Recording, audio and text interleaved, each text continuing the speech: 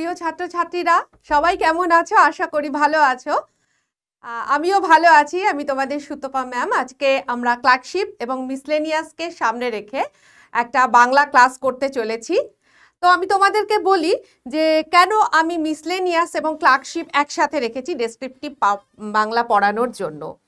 তার কারণ হচ্ছে যে এর যে পাঠ্যক্রম আছে আমরা জানি এখানে যে নির্মিতি অংশটুকু আছে সেইখানে আমাদের তিনটে জিনিস কমন আছে। সেটা হচ্ছে সারসংক্ষেপ, বঙ্গানুবাদ এবং প্রতিবেদন রচনা। এটা কিন্তু আমাদের ক্লার্কশিপেও লাগে এবং আমাদের যে আমি মিসলেনিয়াসকে সামনে রেখেছি সেখানেও লাগে। এখন এর কোনোটা একটু কম নাম্বারের থাকে, ছোট থাকে, কোনোটা একটু বড় থাকে, এটাই পার্থক্য। বাকি কিন্তু নিয়ম কানুন সমস্ত এক। এই জন্য এই তিনটে বিষয়ের ওপর নজর রেখে আজকে ক্লাসটা আমি সাজিয়েছি। আশা করি তোমাদের ভালো লাগবে। আজকে আমাদের বিষয় হচ্ছে সারসংক্ষেপ। প্রথমে আমরা একটু আলোচনা করে নেব যে সারসংক্ষেপ কি, কিভাবে লিখব, কি করব, কি করব না। তারপরে আমরা একটু দেখব যে যদি রচনা করতে হয় সারসংক্ষেপ তাহলে আমরা কিভাবে সেটা করব। ঠিক আছে, চলো শুরু হয়ে যাই। তাহলে আজকে আমাদের ক্লাস হচ্ছে সারসংক্ষেপের উপরে। দেখো সারসংক্ষেপ কাকে বলে? দেখো প্রত্যেক দিনই কিন্তু আমরা কিছু না কিছু সারসংক্ষেপ করে থাকি। কিরকম? ধরো তুমি কোনো গল্প শুনলে, ধরো তুমি কোনো সিনেমা দেখে এসছো, ঠিক আছে? এবার বাড়িতে এসে তুমি গল্প করছো তোমার বাবা মায়ের কাছে বা ভাই বোন বন্ধু কারোর কাছে, তখন কি তুমি পুরো সিনেমাটা হুবহু বলবে? বলবে না কিন্তু। কি বলবে তুমি? তোমার যেরকম যা মনে আছে এবং যতটা তোমার মনে হয় গল্পটা এইটুকু বললেই পুরোটা হয়ে যাচ্ছে, সেটাকে তুমি বেশ ছোটোখাটো করে একটা গল্প ঠাস বুনোটের বলে দেবে। এখানে কিন্তু তোমার কিছু বাদও যাবে না, আবার অতিরিক্ত যে সিকোয়েন্সগুলো ছিল সেইগুলোও থাকবে না, আরও অনেক কিছু বাদ চলে যাবে, কিন্তু মোটামুটি 5-6 মিনিটের মধ্যে তুমি গল্পটা বলে ফেলতে পারবে। তাহলে তুমি বলো তো, এই যে 2-2.5 ঘন্টার একটা সিনেমা তুমি যে 5-6 মিনিটের মধ্যে বলে ফেললে, এটা সারসংক্ষেপ ছাড়া আর কি? আর কিছু নয় কিন্তু। তাহলে আমরা যেটা এই উদাহরণ থেকে বুঝতে পারছি যে সারসংক্ষেপ মানে হলো যা আমি পড়লাম, যা আমি জানলাম, যা আমি দেখলাম, তার মূল ঘটনা যা তার সারাৎসার সেইটুকুনিকে বুঝে নিয়ে তাকে অল্প কথায় বুঝিয়ে লেখাটাই হচ্ছে সারসংক্ষেপ। যদি আমি সংজ্ঞার দিকে নাও যাই, সংজ্ঞা দিয়ে আমাদের কিন্তু কোনো কাজ নেই। সংজ্ঞাটা কেন থাকে? বোঝার জন্য। তাহলে একটু দেখি এখানে কি লেখা আছে। গদ্যের, এইটা মনে রাখবে কিন্তু, যে গদ্যের ভাব সংক্ষেপকে সারাংশ বা সারসংক্ষেপ বলা হয়। যে অনুচ্ছেদটা দেয়া থাকবে তাকে সহজ ও সাবলীল ভাষায় সংক্ষেপ করা। জানো তো, সহজ কথা যায় না বলা সহজে, এই কথাটা মনে রেখো। কারণ সহজে বলতে পারাই সব থেকে ভালো, সব থেকে সুন্দর, এবং সেটা এমন হয় যে কেউ পড়বে একবারই বুঝতে পারবে। তুমি যদি সহজ কথা সহজভাবে না বলে ঘুরিয়ে পেঁচিয়ে বলো তাহলে বুঝতে অসুবিধা হয়, তাই তো? সেই রকমই লেখার ক্ষেত্রেও তুমি যত সহজে বলতে পারবে তত সুন্দর হবে। সহজ কিন্তু সাবলীলভাবে তুমি একে সংক্ষেপে প্রকাশ করো এবং এর অন্তর্নিহিত ভাবটিকে, যে কথা আসলে বলতে চাওয়া হয়েছে সেই ভাবটিকে সংহত আকারে পরিস্ফুট করা, এটাই হলো সারাংশ লেখার গোড়ার কথা। এটাই হচ্ছে আসলে সারাংশ বা সারসংক্ষেপ। এবার দেখো, সারমর্ম বলেও একটা কথা আছে, সেটা পদ্যের ক্ষেত্রে বা কবিতার ভাব সংক্ষেপকে সারমর্ম বলা হয়। বোঝা গেল? তাহলে আমরা বুঝলাম সারসংক্ষেপ কাকে বলে এবং সারমর্ম কি। এইবার দেখো, সারসংক্ষেপ লেখার আগে আমাদের কিন্তু এটা জেনে নিতে হবে যে আমরা কি কি করব, কি কি করব না। পরীক্ষার খাতায় লেখার জন্য আমাদের এইগুলো মাথায় রাখতে হবে। তার কারণ এখানে একটা নাম্বারের ব্যাপার আছে। কি কি করলে আমরা নাম্বার ভালো পাবো এটা সবসময় মানে শিখে রাখতে হবে, তাই না? আর এমন কিছু করব না যে আমার সময়ও চলে গেল, এদিকে আমি নাম্বারও পেলাম না। একটা মজার কথা কি জানো তো, আমি সারসংক্ষেপ, এই যে তোমরা করছো সারসংক্ষেপ, আমরা কিন্তু দেখো ছোটবেলা থেকে করেছি, তাই না? ক্লাস 9-10 থেকে আমরা সারসংক্ষেপ করেছি বাংলায়, তাই না? পরীক্ষায় কিন্তু তো অরও আসে, একটা আসে ভাব সম্প্রসারণ, ঠিক তার উল্টো, এবং একটা আসে সারসংক্ষেপ। তো আমি কিন্তু সবসময় সারসংক্ষেপ করতাম, কেন জানো তো? কারণ এখানে অল্প সময় ব্যয় করে অল্প কথা লিখে বেশি নাম্বার পাওয়া যায়। তাই তোমরা যদি ঠিকঠাক নিয়মগুলো মাথায় রেখে সারসংক্ষেপ লিখে আসো, তাহলে সময়ও বেশি দিতে হবে না এবং নাম্বারটাও কিন্তু বেশি পাবে। তাই যতগুলি নির্মিত অংশের মধ্যে যতগুলো বিষয় আছে, ধরো ট্রান্সলেশন থেকে শুরু করে বঙ্গানুবাদ থেকে শুরু করে তোমার প্রতিবেদন লেখা অবধি, এইটি হচ্ছে সব থেকে সোজা এবং দারুণ একটা ব্যাপার, অল্প লিখে বেশি নাম্বার পাওয়া যায় এবং এখানে নিজের মস্তিষ্ক প্রসূত কিছু লেখার জায়গা নেই, যা আছে সেখান থেকে লিখতে হবে, তাই তো? তাহলে আমার করণীয় কি? প্রথম যে করণীয় সেটা হচ্ছে এই সারাংশ বা সারসংক্ষেপ লেখার আগে একাধিকবার পড়ে এর মূল ভাবটি বুঝতে হবে, বুঝলে? মূল ভাবটি যদি আমি বুঝতে না পারি তাহলে কিন্তু গোড়ায় গলদ হয়ে গেল। যে বিষয়ে লিখতে দিয়েছে আমাকে সবসময় বিষয়ানুগ থাকতে হবে, সে যেটাই দিক, সারসংক্ষেপ লিখতে দিক বা প্রতিবেদন লিখতে দিক, তুমি যদি বিষয় থেকে বেরিয়ে গিয়ে অন্য কিছু নিয়ে আলোচনা করতে থাকো, অন্য ধান ভানতে শিবের গীত গাইতে বসো, তাহলে কিন্তু নাম্বার পাবে না। তাই প্রথমেই ভালো করে বুঝে নেওয়া দরকার যে এর মূল বক্তব্য, এর যে মূল ভাব, সেটাকে বুঝতে হবে। এটাই প্রথম কাজ। প্রথম কাজ লেখা না, পেলাম আর গড়গড় করে পড়ে লিখতে বসে গেলাম, এটা কিন্তু করবে না। আগে পড়বে, পুরোটা পড়ার পরে মর্মার্থটা বুঝতে পারলে কিনা এটা বুঝবে। তারপরে তোমাকে একটা শিরোনাম ভাবতে হবে, হ্যাঁ, একটা শিরোনাম দিতে হবে। শিরোনাম যত ছোট হয় এবং যত কি বলবো যথাযথ হয় তত ভালো। যত সারসংক্ষেপের বক্তব্যের সঙ্গে তার সামঞ্জস্য থাকে তত ভালো। এবং আমি এরকমও বলতে পারি, শিরোনাম এমন একটা যে এটা সারসংক্ষেপেরও সারসংক্ষেপ। দুটো তিনটে কথায় এই অনুচ্ছেদের মূল ভাবটি বুঝিয়ে দেয়া। শিরোনাম খুব সুন্দর করে একটা লিখতে হবে।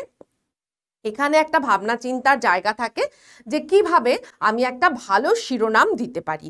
সেক্ষেত্রে তুমি ভাবটাকে অগ্রাধিকার দেবে, যে এই যে সারসংক্ষেপ করব, যে অনুচ্ছেদটা, এর মূল ভাবটা কি, কোন ভাবটা একে বোঝাচ্ছে, কোনো করুণার কথা, কোনো শিক্ষার কথা, তখন সেই জিনিসগুলোকে অগ্রাধিকার দিয়ে তবে শিরোনাম দেবে। বোঝা গেল? এবার মূল রচনার অংশায় তুলনায় কিন্তু এটাকে যথেষ্ট ছোট হতে হবে। কতটা ছোট? প্রায় 1/3, 3 ভাগের 1 ভাগ। ঠিক আছে? ধরো যদি তোমার 100, এত গোনা সম্ভব না আমি জানি, পরীক্ষার হলে আমি বলছি না যে গুনবে, তা সত্ত্বেও আমি বলছি একটা দেখে তো বোঝা যায়। ধরো 100টা শব্দের যদি হয় তাহলে তোমাকে মোটামুটি 35-36টা শব্দের মধ্যে লিখে ফেলতে হবে। এটাই মোটামুটি ভাবে 1/3। ঠিক আছে? তো মূল রচনার তুলনায় সারাংশ বেশ ছোট হবে। কতটা ছোট? না, 1/3 ছোট হবে। তারপর মনে রাখবে, মূল রচনাটি যদি উত্তম বা মধ্যম পুরুষে থাকে, লেখা হয়, তাহলে সারাংশ লেখার সময় তা কিন্তু প্রথম পুরুষে লিখতে হবে। আশা করি তোমরা ভুলে যাওনি যে উত্তম, মধ্যম এবং প্রথম পুরুষ কারা। তাহলে আমি ছোট্ট করে একটু বলে দিই। উত্তম পুরুষ মানে উত্তম মানে ভালো, সবচেয়ে ভালো। তা আমাদের প্রত্যেকের কাছে সবচেয়ে ভালোকে আমি নিজে, তাই তো? কাজেই আমি, আমরা, আমাদের, এগুলো হলো উত্তম পুরুষ। মধ্যম পুরুষটিকে তুমি, তুমি সামনে আছো তাই তোমাকে আমি খুব একটা খারাপ বলতে পারছি না, তুমি ভালোই, মোটামুটি, খারাপ নাও, আমার পরে আনতো তুমি। তাই তুমি, তোমরা, তোমাদের, আপনি, আপনার, আপনাদের, তুই, তোরা, তোদের, এগুলো সব হচ্ছে মধ্যম পুরুষ। এবং প্রথম পুরুষকে, প্রথম মানে হচ্ছে একেবারে খারাপের দিক থেকে প্রথম। তো খুব স্বাভাবিকভাবে যে আমার সামনে নেই সে নিশ্চয়ই খারাপ। আমরা সবাই পরচর্চা করার সময় অন্যকে খুব একটা ভালো কথা বলি না কিছু, তাই না? তাহলে যে দূরে আছে, যাকে দেখতে পাচ্ছি না, সে হচ্ছে প্রথম পুরুষ। তাহলে তিনি, তারা, সে, তারা, তাদের, এগুলো সব হচ্ছে কি প্রথম পুরুষ।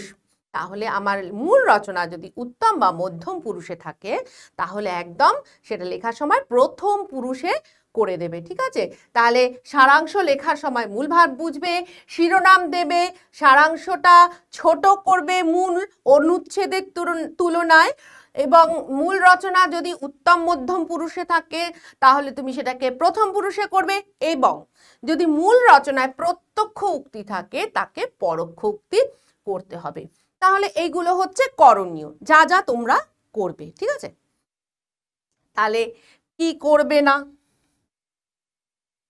কি করবে না সেটাও দেখে নাও। সারসংক্ষেপ লেখার সময় খুব ভালো করে বোঝো কি করবে, তার থেকেও বেশি মনে রেখো কি করবে না, কারণ এইগুলোতেই নাম্বারগুলো কিন্তু কেটে যায়। নাম্বার যখন পরীক্ষক খাতা দেখেন এই জিনিসগুলো তার বিরক্তির উদ্রেক করে। প্রথমত কি, যে যদি নিজের মতামত, নিজস্ব মতামত, ব্যাখ্যা, মন্তব্য এইগুলো যদি করো, ধরো তুমি একটা প্রবাদ প্রয়োগ করে ফেললে, এই জন্য বলে ওই, অথচ কোথাও নেই অনুচ্ছেদের মধ্যে সেটা, এগুলো কিন্তু নাম্বার কাটার মূল কারণ হয়ে দাঁড়ায়। তাই প্রথম মনে রাখবে সারসংক্ষেপে নিজের যে বক্তব্য, বিষয়, তোমার ওটা পড়ে যা মনে হচ্ছে, যা মতামত, তোমার যদি ব্যাখ্যা করতে ইচ্ছে করছে, মন্তব্য, এগুলো কিচ্ছু সেখানে দেবেন না। ঠিক আছে, তারপর ভাবলাম যে আচ্ছা সারসংক্ষেপ কিভাবে লেখে, আমি দু চারটে, এখানে 10টা লাইন আছে, আমি 4টে লাইন বাদ দিয়ে 5টা লিখে দিই, তাহলেই হয়ে যাবে না, তা কিন্তু নয়। মনে রাখবে অনুচ্ছেদের কথা বা বাক্য তুমি লিখে দিলে সেটা কিন্তু সারসংক্ষেপ হবে না। হ্যাঁ, আর যদি এরকম হয় যে আচ্ছা এই বাক্যটা এখান থেকে আমি নিই, ওই বাক্যটা ওখান থেকে নিই, বা এই বাক্যগুলো যা আছে সেগুলোই আমি ছোট করে দিই, তাহলে কিন্তু আরো বিচ্ছিরি, ব্যাপারটা খাপছাড়া ব্যাপার হয়ে যাবে। তাই একদম সাবধান, যা বুঝবে নিজের ভাষায় লিখবে, অনুচ্ছেদের বাক্য লিখতে যাবে না। ঠিক আছে, তারপরে মনে রাখবে যে অনেক সময় এরকম হয় এক একটা অনুচ্ছেদে একই কথা এক একবার এক এক রকম ভাবে বলা হয়, একে পুনরাবৃত্তি বলতে পারি। তাহলে এই যে পুনরাবৃত্তি সারসংক্ষেপে করার জন্য যে অনুচ্ছেদটা প্রদত্ত অনুচ্ছেদে যে দেয়া আছে পুনরাবৃত্তি, সেটা কিন্তু তুমি যখন সারসংক্ষেপ করছো সেটার কিন্তু বারবার অবতারণা করবে না, সেটা বাদ দিয়ে দেবে। কেননা এই পুনরাবৃত্তির ফলে কি হয় বুঝতেই পারছো, যে তার আয়তন বেড়ে যায়। তাই এই পুনরাবৃত্তি বাদ, এটা বারবার বলবে না, একই কথার বারবার পুনরাবৃত্তি করবে না। গেল। দেখো সারাংশ আসলে কি, সারাংশ আসলে একটা সংহত ধারণা গঠন করে। তাই এখানে কিন্তু খুঁটিনাটি বর্ণনা যেগুলো থাকতেই পারে প্রদত্ত অনুচ্ছেদে, বা কোনো বক্তব্যের বিশদ ব্যাখ্যা, এগুলোর কিন্তু কোনো স্থান নেই। তাহলে আমাদের মনে রাখতে হবে যে আমরা কি কি করব না। সারসংক্ষেপে নিজস্ব মতামত লিখব না, ব্যাখ্যা করব না, মন্তব্য সংযোগ করব না। অনুচ্ছেদের কথা বাদ ছাদ দিয়ে লিখে দিলাম যেরকম আছে, এটা কিন্তু সারসংক্ষেপ নয়, এটা করব না। বক্তব্যের পুনরাবৃত্তি থাকলে সেটা আমরা কিন্তু পুনরাবৃত্তি করব না সারসংক্ষেপ লেখার সময়। এবং এখানে আমরা খুঁটিনাটি বর্ণনা বা বিশদ ব্যাখ্যা যদি কিছু থাকে সেগুলোকে পুরো বাদ দিয়ে যাব। পরিষ্কার? তাহলে সারসংক্ষেপ লেখার সময় কি কি করণীয় এবং কি কি করণীয় নয় আমরা বুঝে গেলাম। এইবার একটা সারসংক্ষেপ করে দেখা যাক। দেখো এখানে একটা অনুচ্ছেদ আছে, এটা ধরো ক্লার্কশিপে দিতে পারে, ছোট অনুচ্ছেদ আছে এটা। পুরী ও কোণারকের মন্দিরের বহির্ভিত্তিস্থিত বদ্ধকা মূর্তিগুলিকে দুর্নীতিপূর্ণ না বলে আদিরসাত্মক বলা উচিত। শিল্প বস্তু শ্রেণীবিভাগ সম্ভব নীতির দিক থেকে নয়, রসের দিক থেকে। রসের ব্যভিচার ঘটলেই শিল্পের পক্ষে তা দুর্নীতি। রসের ব্যভিচার ঘটিয়ে শিল্পকে সামাজিক সুনীতি প্রচারের কাজেও লাগানো যায়, যথার্থ শিল্প সৃষ্টি তা নয়। এখানে শব্দ সংখ্যা কত আছে? 44টা, গুনে রেখেছি। এখানে শব্দ সংখ্যা 44টা আছে। এখানে তাহলে কি কি বলতে চাওয়া হচ্ছে এইটা আমাকে বুঝতে হবে। আমি এই অনুচ্ছেদটা একবার পড়ে নাও বুঝতে পারি, আমাকে দ্বিতীয়বার পড়তে হবে, দরকার হলে তৃতীয়বার পড়তে হবে। এখানে পড়া এবং বোঝার উপরেই সময়টা দিতে হবে, কারণ বুঝে গেলে লেখা অনেক সহজ হয়ে যাবে আর একদম ঠিক হবে তখন। তাহলে এই যে পুরী এবং কোণারকের মন্দিরের বাইরে আমরা যে ভাস্কর্য দেখি, মৈথুনের ভাস্কর্য দেখি, তাকে আমরা দুর্নীতিপূর্ণ বলতে পারি না। কেন? কারণ শিল্পের দায় নেই সামাজিক নীতি রক্ষার। সেখানে রসের ব্যাপার আছে। এই রসটা এখানে কি আছে? আদি রসাত্মক, যাকে শৃঙ্গার রস বলা হয়, এটা একটা রসের অন্তর্গত হয় এবং সেটা কোনো দুর্নীতি নয়। কিন্তু আমি একটা করতে গিয়ে আরেকটা করে ফেললাম, ধর্মুণ্ড আলাদা করে ফেললাম, তাহলে শিল্পের দুর্নীতি হয়, তাই তো? শিল্পের কখন দুর্নীতি বলে? যদি এই রসের ব্যভিচার ঘটে, মানে একরকম মূর্তি তৈরি করতে গিয়ে আমি আরেক রকম রস নিষ্পত্তি ঘটিয়ে ফেললাম, তাই না? ধরো এমন নরনারীর মিলন মূর্তি আছে, অথচ সেটার মধ্যে দিয়ে রস কি নির্গত হচ্ছে? হাস্যরস, তাহলে সেটাকে দুর্নীতি বলতে হবে, ঠিক আছে? এই হলো রসের ব্যভিচার ঘটলে তখন তা শিল্পের পক্ষে দুর্নীতি। রসের ব্যভিচার ঘটিয়ে শিল্পকে সামাজিক সুনীতি প্রচারের কাজেও লাগানো যায়। দেখো, শিল্প আমি প্রোপাগান্ডা করতে পারি না শিল্পের মধ্যে দিয়ে, যদি তা করি তাহলে কিন্তু সেই শিল্প তার শিল্প ধর্ম থেকে চ্যুত হয়ে যায়, সেটা শিল্প থাকে না। এটাই এখানে বলতে চাওয়া হচ্ছে, যে তুমি যদি নীতি প্রচারের কাজে লাগাও তাহলে তো সেই ইস্তেহার হয়ে যাবে, তাই না? ইস্তেহার তো কখনো শিল্প নয়, উৎকৃষ্ট শিল্প কখনো ইস্তেহার হতে পারে না, সেটাই এখানে বলতে চাওয়া হচ্ছে। তাহলে এই হলো এর মূল বক্তব্য। এবার আমরা দেখি যে একে যদি 44টা শব্দকে আমি মোটামুটি যদি ছোট করতে চাই কিভাবে লিখবো। দেখো, খুবই ছোট হয়ে গেছে, দেখতেই পাচ্ছ তোমরা, আয়তনটা একদম ছোট হয়ে গেছে। শিল্পের নীতি, এটাই আমাদের। তাহলে এই যে আমরা পুরোটা পড়লাম অনুচ্ছেদটা, সেটা পরে কি বুঝতে পারলাম? এটাই বুঝতে পারলাম যে শিল্পেরও একটা নিজস্ব নীতি আছে, তাই তো? আর একটা কথা, এই যে এখানে শিরোনাম দিয়েছি, শিরোনামের তলায় কিন্তু কোনো লাইন টানবে না। এটা প্রতিবেদনের ক্ষেত্রেও নয়, সারাংশ লেখার ক্ষেত্রেও নয়। পরীক্ষার খাতায় যখন শিরোনাম দেবে তলায় কোনো দাগ দেবে না। আচ্ছা, কি রকম লিখলাম? শিল্পের নীতি রসের নিরিখে বিচার্য, তাই আদি রসের মূর্তিকে দুর্নীতিপূর্ণ বলা যায় না। রসভঙ্গই শিল্পের দুর্নীতি। সামাজিক নীতি রক্ষার দায় শিল্পের নয়। মানে এখানে যে মূল 3টে বক্তব্য ছিল, সেই 3টে বক্তব্যকেই কিন্তু এখানে ধরা গেছে। তাহলে তোমাকে প্রথমে খুঁজে বার করতে হবে এখানে কি কি কথা বলতে চাওয়া হয়েছে। 3টে কথাই বলতে চাওয়া হয়েছে। কি? এক হচ্ছে যে রসের দিক থেকে যদি অন্যথা হয় তাহলে সেটা শিল্পের ক্ষেত্রে ব্যভিচার। তাই যে শিল্পের, যখন আমরা শিল্পের যে নীতি সেটা রসের নিরিখে বিচার করব, এবং সামাজিক নীতি রক্ষার দায় শিল্পের নয়। এই 3টে, তাই তো? এক কি? শিল্পের নীতি আলাদা, সেটা রসের নিরিখে বিচার করতে হয়। দুই হচ্ছে আদি রসের মূর্তিকে যেন আমরা দুর্নীতিপূর্ণ বলতে পারি না, কারণ রসভঙ্গ হলে শিল্পের দুর্নীতি হয়। এবং 3 হচ্ছে সামাজিক নীতি রক্ষার দায় শিল্পের নয়। পরিষ্কার হলো? তাহলে আমার 3টে যে মূল বক্তব্য, 3টেকে লিখে দিয়েছি। এরকম ভাবে খোঁজার চেষ্টা করবে যে কি কি বক্তব্য আছে, ঠিক আছে? এবার একটা জিনিস দেখাই তোমাদের। দেখো, এখানে একটা মনে করো একটা চার্ট তৈরি করেছি, বা ধরো একটা টেবিল তৈরি করেছি। তাহলে এখানে আছে 1 2 3 4 5, 5টা করে শব্দ, এবং কটা লাইন আছে? 1টা 2টো 3টে 4টে 5টা। তাহলে 4 5-এ 20টা, এবং আর একটা 21টা শব্দ হয়েছে, অর্ধেক হয়েছে। এর থেকে আর ছোট করা সম্ভব ছিল না। আর এটাও মনে রেখো, ছোট করতে হবে বলে কোনো বক্তব্য বিষয় বাদ দিয়ে চলে গেলাম, এটাও কিন্তু না, ঠিক আছে? তো দেখো, আমার এখানে দেখছি যে আমরা 4 5-এ 20 এবং একটা 21টা, কিন্তু এটা শুধু দেখানোর জন্য, এটা শুধু প্র্যাকটিস করার জন্য। পরীক্ষার খাতায় যখন লিখবে তখন কিন্তু এই রকম টেবিল তোমরা কেউ করে দিয়ে আসবে না, এরকম ছকবদ্ধভাবে। আমি অনেক সময় দেখেছি পরীক্ষায় টেস্টের খাতায় এইরকম করে লিখে ফেলে ছাত্রছাত্রীরা, কিন্তু তোমরা প্লিজ এটা করো না, হ্যাঁ?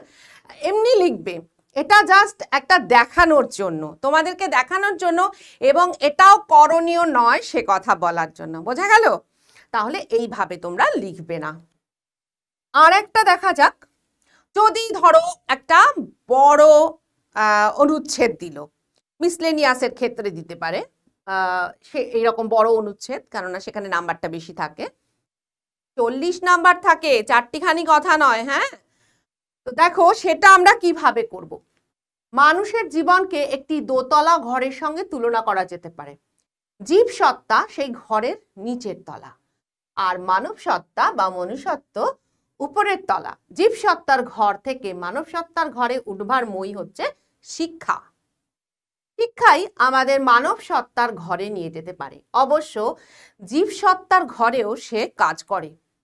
খুদ পিপাসার ব্যাপারটি মানবিক করে তোলাই তার অন্যতম কাজ, কিন্তু তার আসল কাজ হচ্ছে মানুষকে মনুষ্যত্ব লোকের সঙ্গে পরিচয় করিয়ে দেওয়া। অন্য কথায়, শিক্ষার যেমন প্রয়োজনীয় দিক আছে, তেমনি অপ্রয়োজনীয় দিক আছে।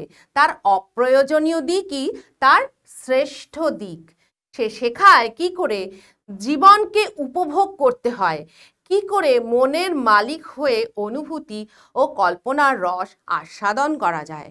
তাহলে শিক্ষা ব্যাপারটা আমরা পড়াশোনার নামেই ছোটবেলার থেকে ভয় পাই। হ্যাঁ, বইপত্র দেখলেই একদম পালিয়ে যেতে ইচ্ছে করে, শিখে তুলে রেখে দিতে ইচ্ছে করে, আর বলছে কি যে এইটাই নাকি শ্রেষ্ঠ দিক, যে পড়াশুনো বা শিক্ষা আমাদেরকে আনন্দ দেয়। জানো তো, একটা কথা তোমাদের সাথে আমি শেয়ার না করে পারছি না। একবার আমি বলেছিলাম ক্লাস করতে করতে যে এসো আমরা সবাই মিলে আনন্দ করে পড়াশুনো করি, তো তাতে সবাই কমেন্ট করেছিল এরকম যে এটা কি কোনো আনন্দের বিষয়? আনন্দ তো বন্ধুরা একসঙ্গে মিলে হই হই ফুর্তি করলে হয়। আমি ছোট ফুর্তি, কিন্তু জ্ঞান হচ্ছে আসল আনন্দ। হ্যাঁ, তো আরেকবার এটা না বলে পারলাম না। সে বেচারা, সেও কি করবে, তার কোনো দোষ নেই। সে ছোট থেকে এটা জেনেই বড় হয়েছে যে পড়াশুনো মানেই খুব ভয়, আর সব থেকে বড় কথা, শিক্ষক মানে এটা ভয়ঙ্কর জিনিস, তা কিন্তু একেবারেই নয়। হ্যাঁ, তো যাই হোক, এখানে দেখো বারবার আমরা এরকম পড়বো, এরকম বারবার আসে ভাব সংক্ষেপ করতে বা সারাংশ লিখতে, যে শিক্ষা আসলে আনন্দের উপকরণ। শিক্ষা আমাদের কি দেয়? আনন্দ দেয়। এবং এখানে বলছে দেখো, মানুষের জীবন যদি হয় তাহলে তাকে দুটো দোতলা ঘরের সঙ্গে তুলনা করছে, যেটা হচ্ছে জীবসত্তা। মানুষের যে জীবসত্তাটা, সেটা হচ্ছে নিচের তলা, মানে প্রত্যেকটা জীবের যা থাকে, খিদে, পিপাসা, তার তার কি বলবো, আহার, নিদ্রা, মৈথুন, এটা দিয়ে তো জীবকে চেনা যায়। মানুষেরও তাই আছে। তাহলে দোতলা, দুটো মানুষের সেই দোতলা আছে। নিচতলাটা সেই জীবসত্তার, যত কুকুর, বেড়াল, বানর, মহিষ, গরু, সবারই সেই একই জিনিস আছে, আর মানুষেরও সেই একই জিনিস আছে, সেটা তার নিচের তলা। কিন্তু সেখানেই মানুষ শেষ নয়, তার একটা ওপরের তলাও আছে। সেই ওপরের তলায় কি আছে? সেইখানেই আছে তার মনুষ্যত্ব বা মানব সত্তা। আর সেই মনুষ্যত্বের ঘরে যদি তোমাকে পৌঁছতে হয়, তার সিঁড়িটা কি? সেটা হচ্ছে শিক্ষা। দেখো, শিক্ষা হচ্ছে সেই উপরে উঠবার মই। শিক্ষাই আমাদের মানব সত্তার ঘরে নিয়ে যেতে পারে। অবশ্য এটা কিন্তু রিপিটেশন, বুঝতে পারছো তো? এই আগে যে কথাটা বলছে সেটাই একটু আরেকভাবে বলছে। এগুলো বোঝো যে শিক্ষাই আমাদের মানব সত্তার ঘরে নিয়ে যেতে পারে, তো এটা কিন্তু ওই একই কথা, রিপিটেশন। হ্যাঁ, অবশ্য জীবসত্তার ঘরেও সে কাজ করে। জীবসত্তার ঘরেও শিক্ষা কাজ করছে। কিভাবে কাজ করছে না, ক্ষুধ পিপাসার ব্যাপারটি, ক্ষুধা এবং পিপাসা, খিদে এবং তেষ্টা, সেই ব্যাপারটিকে সে কি করে? মানবিক করে তোলে। কিরকম ভাবে মানবিক করে তোলে? যে আমার থেকে যার বেশি খিদে, আমার যদি খিদে থেকেও থাকে, যে মানুষটা আরো বেশি সময় ধরে খায়নি, যে দুর্বল, যে রুগ্ন, আমার খিদের জিনিসটা আমি তাকে দিয়ে দিই। এটা কিন্তু পশুর মধ্যে থাকে না, এটা মানুষের মধ্যে থাকে। বোঝা গেল? এই শিক্ষা এই কাজটা করছে, ক্ষুধ পিপাসার ঘরে সে কাজ করছে, সেটাকে কি করছে? মানবিক করে তুলছে। কিন্তু তার আসল কাজ কি? এগুলো নয় যে সে আমাকে মানবিকতার জায়গায় তুলে দিচ্ছে, আমাকে নীতি শেখাচ্ছে, নিজের খাবার না খেয়ে অন্যকে দাও, সেবা করো। এইগুলো শুধুমাত্র শিক্ষার কাজ নয়, এগুলো বাই প্রোডাক্ট। আসল কাজটা কি? আসল কাজ হচ্ছে মানুষকে মনুষ্যত্ব লোকের সঙ্গে পরিচয় করিয়ে দেওয়া। অন্য কথায়, শিক্ষা যেমন একটা প্রয়োজনীয় দিক, শিক্ষার প্রয়োজন আছে, কিন্তু প্রয়োজনই কেবল একমাত্র নয়, অপ্রয়োজন দিকটাই তার শিক্ষা যেই জায়গাটায় কোনো প্রয়োজনের কাজ করে না। প্রয়োজন কি? খাবার জোগাড় করতে পারলেই প্রয়োজন, শুতে পারলেই হলো আর ঘুমোতে পারলেই হলো, কিন্তু শিক্ষা তাহলে কি করবে? এর অপ্রয়োজন দিকটাই হচ্ছে তার শ্রেষ্ঠ দিক। সে শেখায় কে করে জীবনকে উপভোগ করতে হয়, এইটাই শেখায়। পড়াশোনা না করে হই হুল্লোড় করার মধ্যে কিন্তু সাময়িক ফুর্তি আছে, আনন্দ নেই। আনন্দ একটা অনেক বড় ব্যাপার, যেটা সকলের জন্য কিছু করার মধ্যে দিয়ে পাওয়া যায়, নিজের জীবনকে ঠিক মতন কাজে লাগানোর মধ্যে দিয়ে পাওয়া যায়, সেবার মধ্যে দিয়ে পাওয়া যায় সব থেকে বড় আনন্দ। তা আমাদের কিন্তু জীবন কি করে উপভোগ করতে হয় সেই শিক্ষাই আমাদেরকে দেয়। সে কথাই বলা হচ্ছে কি করে মনের মালিক হয়ে অনুভূতি ও কল্পনার রস আস্বাদন করা যায়। আমরা কিন্তু মনের মালিক নয়, মন আমাদেরকে চালায়। কিন্তু শিক্ষা যার প্রকৃত হয়েছে, যে কি বলবো, যারা আলোকিত, শিক্ষার আলোয় আলোকিত, তারা নিজেরা মনের মালিক। মানে আজকে যদি আমার মন আমার কথা শুনে, আমার যতই অপছন্দের হোক না কেন, তবুও আমি কিন্তু ঘোরাফেরা বেড়ানো ছেড়ে আমি পড়াশোনায় মনোনিবেশ করব। আমি আমার লক্ষ্যে পৌঁছানোর জন্য দৌড়বো। এটাই আমার মনের মালিক। যে মন তো চাইবেই তার নানা পছন্দের দিকে ছুটে যেতে, উদ্ভ্রান্ত হতে, কিন্তু আমি যদি মনের মালিক হই, আমার সেই আত্মসত্তা মনকে নিয়ন্ত্রণ করবে যে না, আমার লক্ষ্য থেকে আমি কখনো চ্যুত হব না। তাহলে চলো, এই যে একটা বড় ভাব আমরা দেখলাম, এটাকে সংক্ষেপ করতে হবে। তা খুব কঠিন মনে হয়, তাই না? দেখা যাক কি বুঝলাম। শিক্ষার তাৎপর্য। মানুষ যে নিছক জীব থেকে মনুষ্যত্বে উত্তীর্ণ হয়েছে, তার প্রধান কারণ হচ্ছে শিক্ষা। একদম প্রথম কথা যেটা বলা হয়েছে, শিক্ষার ব্যবহারিক প্রয়োজন আছে, এটাও বলা হয়েছে, কিন্তু তার সবচেয়ে বড় কাজ মানুষকে ভাবতে শেখানো। ক্ষুদ পিপাসার জৈবিক বৃত্তি ছাপিয়েও মানুষ কল্পনার রসক গ্রহণ করতে পারে, জীবনের অর্থ বুঝতে পারে। তোমরা যদি কেউ গল্পের বই পড়তে ভালোবাসো, যদি কেউ বাংলা পড়তে ভালোবেসেছো, বই পড়েছো, উপন্যাস পড়েছো, তাহলে দেখবে বড় বড় লেখকের লেখায়, কেন তাদেরকে আমরা বড় বলি, যদি বিভূতিভূষণের লেখা পড়ো, মহাস্থবির জাতক, হ্যাঁ, প্রেমাঙ্কুর আতর্থীর এই বইগুলো যদি পড়ো, তোমরা দেখবে ভারতবর্ষের কত মানুষ আছে যারা শুধুমাত্র একটা শাক ভাজা দিয়ে ভাত পরম আনন্দে খায়, দিনের পর দিন খায়। শুধু একটু আচার পেলে তাদের সমস্ত রুটি উঠে যায়। এত চর্বচস্য লেজ্জ পেয়েও লাগে না তাদের কোনো এসি ঘর নেই, ছাদে খাটিয়া পেতে বেশিরভাগ ভারত একটা সময় পর্যন্ত ঘুমিয়েছে। তা সত্ত্বেও শান্তি, সন্তুষ্টি কাকে বলে, লেখা পড়লে বোঝা যায়। তো এইটাই জানো তো, এরপরেও তারা কল্পনা করতে পারে। অপুর মতন একজন মানুষ, সে কত বড় কল্পনা করতে পারে। বিভূতিভূষণ নিজেই তো কত কত কল্পনা করেছেন। চাঁদের পাহাড় তোমরা জানো তিনি না গিয়ে লিখেছেন। তাহলে এই যে কল্পনার রসক গ্রহণ করতে পারা, জীবনের অর্থ বুঝতে পারা, এইগুলোই কিন্তু আমরা আজ জানি না, আমরা বুঝি না, আমাদের শিক্ষা সম্পূর্ণ হয় না, তাই আমরা বলতে পারি। তাহলে এই হলো এর মূল বক্তব্য, যে আমরা যাকে শিক্ষার তাৎপর্য নাম দিয়েছি, এটাই হচ্ছে এর মূল ভাব। এবং আরেকবার তোমরা দেখে নাও ভালো করে, যে মানুষ যে মনুষ্যত্বে উত্তীর্ণ হয় তার কারণ তার শিক্ষা, এবং শিক্ষা খিদে এবং পিপাসার উপরে তুলে মানুষকে জীবন উপভোগ করতে, হয়তো খিদের মধ্যে দিয়ে, হয়তো অপ্রাপ্তির মধ্যে দিয়ে, সব কিছুর মধ্যে দিয়ে জীবনকে উপভোগ করতে শেখায়। তো তাহলে আমরা দেখলাম বড় অনুচ্ছেদী দিক বা ছোট অনুচ্ছেদী দিক, আমরা যদি প্রকৃত তাৎপর্য বুঝতে পারি, অর্থ বুঝতে পারি এবং মূল বক্তব্য বুঝতে পারি, তাহলে খুব সহজেই একটা সুন্দর সারসংক্ষেপ লিখে ফেলতে পারবো। এবং শুধু এইটুকু মনে রাখবে কি কি করবে এবং কি কি করবে না। যেগুলো করবে না সেগুলো যদি বাদ দাও, আপনা আপনি তোমার লেখাটা কিন্তু যথেষ্ট ভালো হবে। তো এই আজকে আমাদের ক্লাস ছিল। আশা করি কিভাবে সারসংক্ষেপ লিখতে হবে তার একটা পরিষ্কার স্বচ্ছ ধারণা তোমরা পেয়েছো। আজকে আমাদের ক্লাস এই পর্যন্ত। আবার পরে নতুন ক্লাস নিয়ে তোমাদের সামনে হাজির হব। সকলকে অজস্র ধন্যবাদ আমার সঙ্গে থাকার জন্য। Thank you.